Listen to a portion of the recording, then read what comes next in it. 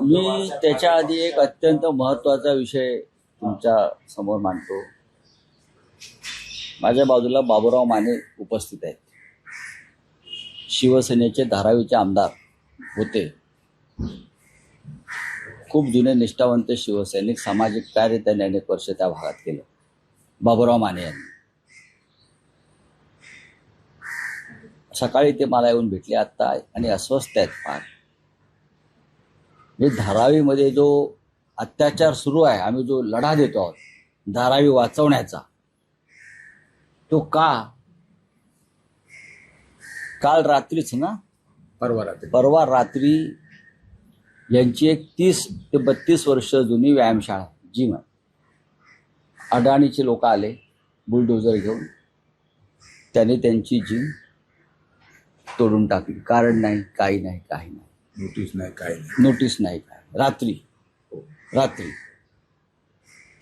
त्यानंतर आता त्यांची एक फार जुनी शाळा आहे, आपल्याला माहीत असेल, मनोहर जोशींच्या नावानं, आणि एक मैदान आहे. 30 वर्षापेक्षा जास्त काळ ती शाळा ते चालवतात. आता त्यांना ती शाळा तोडायची आहे, ते मैदान ताब्यात घ्यायचं. गौतम अडाणीला अख्खा देश त्यांनी जवळजवळ ताब्यात घेतल्यावर आमच्या गोरगरीब सामाजिक कार्यकर्त्यांच्या संस्था जे चालवतात कष्ट, त्या काय प्रॉफिट मेकिंग संस्था नाही आहेत धारावी आसपासच्या परिसरातल्या. आणि मला वाटतं ती म्हाडाने बांधून दिलेली आहे जागा, म्हाडाची लीजवर आहे. म्हाडाने दिलेली जागा, लीजवर असलेली जागा. गौतम अडाणीचे लोक अशा तऱ्हेने त्या धारावीमध्ये हाहाकार माजलेला आहे. काय देवेंद्र फडणवीस या मुंबईचे पालकमंत्री, हा अत्यंत गंभीर विषय आहे. आणि हा प्रत्येक मराठी माणसाच्या काळजात कट्ट्यार खुपसणारा हा विषय आहे. माननीय उद्धव ठाकरे आणि आम्ही सगळे धारावी वाचवा का सांगतो, ते यासाठी सांगतो. रात्री अपरात्री तुम्ही बुलडोझर JCB घेऊन सामाजिक कार्यकर्त्यांच्या संस्थांवरती ते चालवता, फिरवता. पोलीस काही करायला तयार नाही, म्हाडाचे अधिकारी हात वर करतात, आम्ही काही केलं नाही म्हणतात. मग हे कोण करत आहे? धारावी ताब्यात घेण्यासाठी गौतम अडाणी यांनी गुंडांच्या फौजा बाळगल्यात का अंडरवर्ल्ड डॉनला सुपाऱ्या दिल्यात? पाकिस्तानातून गुंड आणल्यात का? त्या सर्व गुंडांची नावं माझ्याकडे आलेली आहेत. मी पोलीस आयुक्तांना पाठवणार. आता मी उद्धवजींच्या कानावर हा विषय घालीन. काय त्या भागामध्ये आमदार आहेत, आमच्या काँग्रेसचे आहेत, वर्षा गायकवाड आहेत, अनिल देसाई आमचे खासदार आहेत, सगळ्यांशी मी बोलीन आज. पण हा अत्याचार गौतम अडाणीचा काय विरोध आहे आम्हाला, आमचा गौतम अडाणीला मुंबईत, याचं एक ज्वलंत उदाहरण म्हणजे बाबूराव माने. 30, 35 वर्षाच्या संस्था ज्या त्यांनी कष्टातनं उभ्या केल्या, त्याच्यावर तुम्ही मध्यरात्री गुंडांच्या मदतीनं बुलडोजर चालवता. आणि सरकार आणि त्यांची कायदा सुव्यवस्था कुठे झक मारते. मोदी फ्रान्सला गेले आहेत, आता पाठोपाठ अडाणी पोचतील तिथे एखादं कॉन्ट्रॅक्ट घ्या तुम्ही, अख्खं जग ताब्यात घ्या. पण गरिबांची धारावी का गिळताय? मराठी माणसाच्या संस्थांवरती का बुलडोझर चालवत आहे? हा प्रश्न देवेंद्र फडणवीस जे या महाराष्ट्राचे मुख्यमंत्री आहेत, हे जे आहेत महापालिकेत निवडून आलेले आहेत भाजपचे, आणि त्यांचे प्रमुख मराठी, तुमच्या अंगात मराठी रक्ताचा एक जरी थेंब असेल खरा, तर अडाणीला प्रश्न विचारा की हा जो तुझा मराठी माणसाला उद्ध्वस्त करण्याचे जे काय कारस्थान चालू आहे ते कशासाठी, कोणासाठी? धारावीमध्ये शिवसेना विरोधाचं हे कारण आहे. चला पुढे बोला. स्थानिक स्तरावर बाबूराव माने हे धारावी बचाव आंदोलनाचं नेतृत्व करतायत. तेच कारण आहे. बघा, मुख्य कारण तेच आहे की त्यांनी धारावीमधले रहिवासी, धारावीमधले छोटे छोटे उद्योजक, कुटीर उद्योजक, त्यांच्या संरक्षणासाठी तो लढा उभारलेला आहे. सर्व पक्षीय, त्या शिवसेना आहे आणि ते तिथे शिवसेनेचं नेतृत्व करत आहे. त्याची किंमत त्यांना नक्कीच मोजावी लागते. गौतम अडाणींनी गुंडांच्या टोळ्या पोचल्या आहेत का, हा माझा प्रश्न आहे. गौतम अडाणी हे उद्योगपती स्वतःला समजतात ना, मग त्यांनी उद्योगपतीसारखं वागावं, त्यांनी रतन टाटासारखं वागावं, त्यांनी मुकेश अंबानीसारखं वागावं उद्योगपती म्हणून, त्यांनी बिर्लासारखं वागावं, त्यांनी गुंडांच्या टोळीच्या प्रमुखासारखं वागू नये, त्यांनी दाऊद इब्राहिम वगैरे वगैरे जे आहेत, छोटा शकील, त्या पद्धतीनं वागाल तर आम्ही छातीवर गोळ्या झेलायला तयार आहोत. हे माझ्या गौतम अडाणीला आव्हान आहे. मला सांगतो मी, उद्या 2 वाजता आम्ही एअरपोर्टला जातो. जे एअरपोर्टला मध्यंतरी प्रकार झाले आहेत, परत मला सांगतो, उद्या 2 वाजता आमच्या एअरपोर्टला मिळावा. ज्या पद्धतीनं एअरपोर्ट सुद्धा ताब्यात घेऊन काही गुंडांच्या ताब्यात दिलं आहे आणि तिथे गोल्ड स्मगलिंग सारखे प्रकार त्या गुंडांकडून आले समोर, आणि त्यासाठी शिवसेनेला तिथे दडपण्याचा प्रयत्न होतो आहे. उद्या आम्ही 2 वाजता एअरपोर्टला जात आहोत. तुम्ही आरोप केलाय की पाकिस्तानातून गुंड आणले आहेत काय असा प्रश्न आहे. तुम्ही समजून घ्या मी काय म्हणतोय ते. पोलीस म्हणतात ही कारवाई आम्ही केली नाही. हे महेंद्र कल्याणकर जे माडाचे प्रमुख आहेत, सीओ आहेत SRAचे, तर त्यांना जाऊन भेटले, त्यांनी हात वर केले, मी कारवाई केली नाही. मग रात्री घुसून JCP आणि बुलडोजर घेऊन कोणते गुंड घुसले? म्हणजे गौतम अडाणीचे गुंड आहेत. नवभारत डेव्हलपमेंट कॉर्पोरेशन कंपनी आहे ना त्यांची, हे तिथे त्यांनी गुंड आणले आणि त्या गुंडांच्या मदतीनं मराठी माणसांच्या जागा, श्रमिकांच्या जागा या खाली करण्यासाठी त्यांनी जोर जबरदस्ती चालवलेली आहे ना. मग याच्यावरती का आम्ही जाब विचारायचा नाही का? सरकार जर करत नाही म्हणजे देवेंद्र फडणवीस कुठे आहेत या सगळ्या विषयामध्ये? त्यांचं हे माझे आमदार आहेत, त्यांच्यावरती जरी परिस्थिती आहे तर इतर सामान्य माणसांची काय परिस्थिती आहे? धारावीतल्या लोकांना सर घाबरून टाकायचा, माझ्यावर कारवाई करून दहशत निर्माण करायची गुंडांच्या मदतीने. आणि हे गुंड कुठून आणलेले आहेत आणि या गुंडांना कोण पोचत आहे याचं उत्तर गौतम अडाणीच्या कंपनीने द्यावं. गौतम अडाणीची कंपनी या लेवलला आली असेल धारावीमध्ये तर मग मराठी माणसाबरोबर सरळ टक्कर होईल, हे सांगतो मी. मग संयुक्त महाराष्ट्राचा लढा 106 मेले, 1006 मरतील. तेव्हा हे गौतम अडाणींना समजून घ्यावा. हे मी प्रथम या विषयावर बोलतोय. आता माझा विषय नव्हता कालपर्यंत. ज्या पद्धतीनं माझ्याकडे बाबूराव माने आले आणि तो विषय मी समजून घेतलेला आहे. मला अत्यंत चिंता वाटते मुंबईतल्या मराठी माणसांची. भारतीय जनता पक्षाचे जे नगरसेवक निवडून आले आहेत ना, त्यात जर कोणी मराठी असतील, मराठी आईबापाचे, तर त्यांनी राजीनामा द्यावा निषेध म्हणून. जर खरोखर असतील मराठी आईबापाचे तर त्यांनी धारावीत जाऊन पाहावं गौतम अडाणी काय अत्याचार करतो आहे. माने साहेबांच्या विषयात मनसेला पण तुम्ही आव्हान करणार? अहो प्रत्येक मी भाजपला आव्हान केलं तर मनसे काय घेऊन बसला? मनसे लढाईत आहेच ना. तुमचा प्रश्न किती चुकीचा आहे. जर मी भारतीय जनता पक्षाच्या मराठी नगरसेवकांना आवाहन केलेलं आहे, लोकप्रतिनिधींना, मनसे तर मराठी माणसाचे आमच्या बरोबर रक्षण करते आहेच ना. आज दिवसभरातली आणखी एक मोठी बातमी आहे. उद्धव ठाकरेंनी आज उद्धव बाळासाहेब ठाकरे पक्षाच्या सर्व खासदारांची बैठक बोलावली. असं म्हटलं जातं आहे की ऑपरेशन टायगरच्या पार्श्वभूमीवर चाचपणी. काय असतं ऑपरेशन टायगर? रोज रोज तुम्ही म्हणताय टायगर टायगर टायगर. आम्ही सुद्धा ऑपरेशन लांडगा करणार आहोत, ऑपरेशन वुल्फ करणार आहोत. कारण सगळे लांडगे जे तिकडे गेले आहेत ना, ऑपरेशन वुल्फ. कशाला वाघाचा अपमान करतात? राष्ट्रीय प्राणी आहे वाघ. बाळासाहेबांना चितारलेलं करणार ना. की तुमच्यावर जबाबदारी नाही किंवा नाही कोणावर नाही. आमच्या ऑपरेशन टायगरला घाबरून आजची बैठक बोलवली.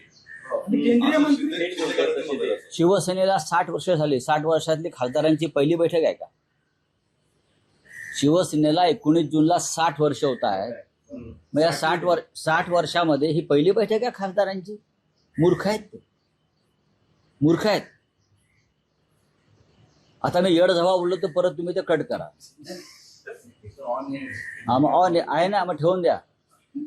खासदारांची बैठक शिवसेनेच्या पक्षप्रमुखांनी बोलवायची नाही का? आमदारांची बैठक बोलवायची नाही, यांना कोण घाबरत आहे? अमित शहा ज्या दिवशी सत्तेवर नसेल त्या दिवशी यांच्या चड्ड्या खाली येतील. अमित शहा ज्या दिवशी सत्तेवर नसतील त्या दिवशी हे जे म्हणतायत ना, यांना घरातून बाहेर पडणं मुश्किल होईल. हे पोलीस आणि पैशाच्या ताकदीवरती आमच्याशी लढू पाहत आहे. हिंमत आहे तर गौतम अडाणी समोर उभे राहा, मराठी माणसावर बुलडोजर फिरवतोय. हा हिंमत आमची हिंमत आहे, तर आम्ही खरे टायगर आहोत. केंद्रीय मंत्री प्रताप जाधव म्हणतात की ऑपरेशन टायगर पूर्णत्वास गेलेलं आहे. एकनाथ शिंदे ते घोषित करतील. त्यासोबतच भरत गोगावले म्हणतात की तुम्ही अशा किती बैठका घ्या, तुम्ही- काही घ्या, 7 जे खासदार आहेत ते आमच्याकडे येणारच आहेत काही दिवसात. फार तुमचा पोरकट प्रश्न आहे हा. हे जी तुम्ही नावं घेतली आहेत ना, त्यांना शिवसेना या 4 अक्षराची नावं घ्यायची त्यांची लायकी नाही आहे. लक्षात घ्या. हे पळपुटे पळून गेलेले लोक आहेत सगळे. ते काय आम्हाला सांगतात बरं काय नाही, तुमच्या राऊतसाहेब, यासाठी हा प्रश्न अनेकदा विचारला जातो, कारण असं म्हटलं जातंय की याआधी अनेक आजच्या बघा लक्षात घ्या. शिवसेना खासदार आहेत. आणि असं म्हटलं जातंय की पावसाळी अधिवेशनापूर्वी, संसदेच्या पावसाळी अधिवेशनापूर्वी कॅबिनेट एक्सपान्शन आहे. मला मुळात सांगा, अमित शहा यांना मला मुळात सांगा, नारीशक्ती विधेयक मंजूर करायचं आहे, डिलिमिटेशन विधेयक मंजूर करायचं आहे. त्यासाठी खासदारांची संख्या आवश्यक आहे. अशा वेळेस तृणमूल काँग्रेस आहे, डीएमके आहे, कदाचित तुमच्या पक्षातले काही खासदार समर्थन देऊ शकतात का? यासाठीची जी स्ट्रॅटेजी आहे त्याचा भाग म्हणून ऑपरेशन टायगर आहे. अरे जाऊ द्या हो, तुम्हाला पण कळलं पाहिजे काय लायकीचे लोक आहेत. पळपुटे, डरपोक, भ्रष्ट, ठेकेदारांचे दलाल असे लोक आहेत सगळे. त्यांना एवढं तुम्ही महत्त्व का देताय? नका देऊ. यात महाराष्ट्राचं नुकसान आहे, तुम्हाला मी सांगतो. यात राज्याचं नुकसान आहे, यात मराठी माणसाचं नुकसान आहे, आणि यात तुमचं सुद्धा नुकसान आहे. पत्रकार म्हणून काय करतात ते करू द्या ना, कळेल. आज खासदारांची बैठक आहे, सर्व खासदारांशी संपर्क झालेला आहे.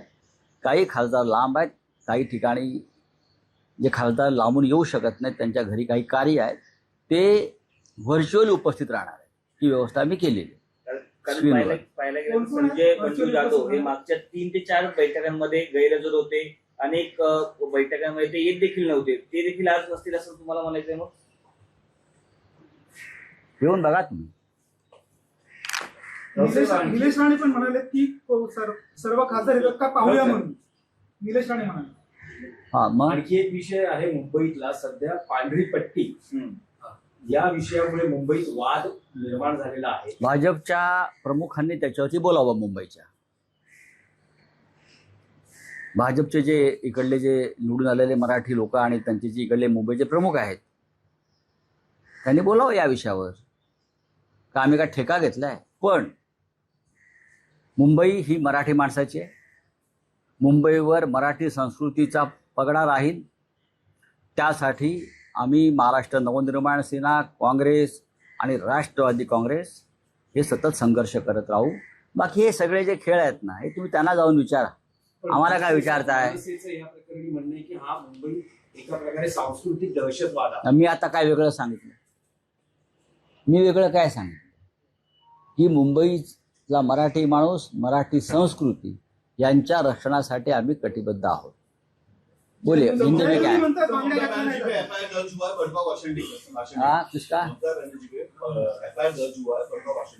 तो अगर इस प्रकार से भड़काऊ भाषण के ऊपर एफआईआर दर्ज करेंगे तो दिल्ली के चुनाव में अनुराग ठाकुर जैसे लोग जिस प्रकार के भड़काऊ भाषण कर रहे थे, तो उनके ऊपर क्यों नहीं एफआईआर दर्ज हो गया? उत्तर प्रदेश के हर बीजेपी का नेता इस प्रकार से भड़काऊ भाषण करता है, उनके ऊपर क्यों नहीं एफआईआर दर्ज हुआ? देखिए, ममता बनर्जी एक लड़ने वाली राजनेत्री है जिसे हम शेरनी कहते हैं. उनको चारों तरफ से घेर कर आप खत्म करना चाहते हो, लेकिन हम सब उनके साथ हैं. एफआईआर से वो डरने वाली महिला नहीं है. चलिए, एक मराठीतला प्रश्न आहे. अभी हिंदू पूरा हो. यूपी की मीटिंग ये सारी एमपीस को बुलाया गया, कहा था कि मोदी भी अपने नंबर्स की तरफ बढ़ चुके हैं. क्या ऐसा कोई नियम बना है क्या कि हमारे पार्टी के जो प्रमुख है वो हमारे सांसदों को मीटिंग को नहीं बुला सकते? कौन डर रहा है? ये रेगुलर मीटिंग है, हर महीने में एक मीटिंग होती है. विधायक सांसद एक साथ आते हैं, हमारे 9 सांसद हैं, उनको आज बुलाया है उद्धव जी ने, उनसे बातचीत होगी। जो सांसद यहाँ नहीं पहुँच जाएंगे उनसे हम वीडियो वीसी द्वारा उनसे हमारी बातचीत हम करेंगे। तो एक रेगुलर प्रोसेस है, उसमें नई बात कोई नहीं। टूटने की आशंका की जा रही ये है। 2 साल से आप बोल रहे हो, कौन टूटेगा, कौन तोड़ेगा? जिस दिन हमारे हाथ में सत्ता आएगी बीजेपी नहीं बची, टुकड़े टुकड़े हो जाएंगे बीजेपी, पहले ही भाग जाएंगे, घर से बाहर नहीं निकलेंगे। आप देखो। एक मराठी प्रश्न गए आहे, हुए हैं। आज राज ठाकरेंचा वाढदिवस आहे, या वाढदिवसानिमित्त तुम्ही त्यांना काय शुभेच्छा द्याल? बघा, राज ठाकरे हे माझे मित्र आहेत आणि आजचे मित्र नाहीये, वर्षानुवर्षाचे मित्र आहेत। राजकारणात जरी काही काळ दिशा वेगळ्या झाल्या असल्या तरी पुन्हा आम्ही एका प्रवाहात आलेलो आहोत। माझ्या त्यांच्याविषयीच्या भावना, संवेदना या कायम राहिल्या। मी नक्कीच त्यांना शुभेच्छा देईन। महाराष्ट्राच्या आणि महाराष्ट्राच्या राजकारणातून त्यांनी देशाच्या राजकारणात यावं, शिवसेनेबरोबर हातात हात घालून काम करावं। उद्धव आणि राज ठाकरे या दोघांनी मिळून बाळासाहेब ठाकरेंचा विचार आणि भूमिका पुन्हा एकदा देशामध्ये अशा पद्धतीनं मांडावी की संपूर्ण देश हा शिवसेनेच्या भगव्या झेंड्याखाली एकत्र यावा। आणि त्यासाठी राजसाहेबांनी सुद्धा फार मोठं योगदान देण्याची क्षमता त्यांच्यामध्ये आहे, ती त्यांनी द्यावं। राऊत साहेब, तुम्ही एक विधान केलं की महाराष्ट्राच्या राजकारणातून त्यांनी देशाच्या राजकारणात यावं, हे त्यांना तुम्ही इंडिया अलायन्स मध्ये येण्यासाठी आमंत्रण देत आहात? ते काय असेल आमंत्रण ते आम्ही त्यांच्याशी बोलू ना। हे आमंत्रण काही इलेक्ट्रॉनिक मीडियाच्या माध्यमातून देण्याचा विषय नाही आहे, पण माझ्यासारख्या त्यांच्या मित्राची ही कायम अपेक्षा आहे की उद्धव साहेब आणि राजसाहेब यांनी एकत्रितपणे आता देशाचं नेतृत्व करावं। चला, थँक्यू।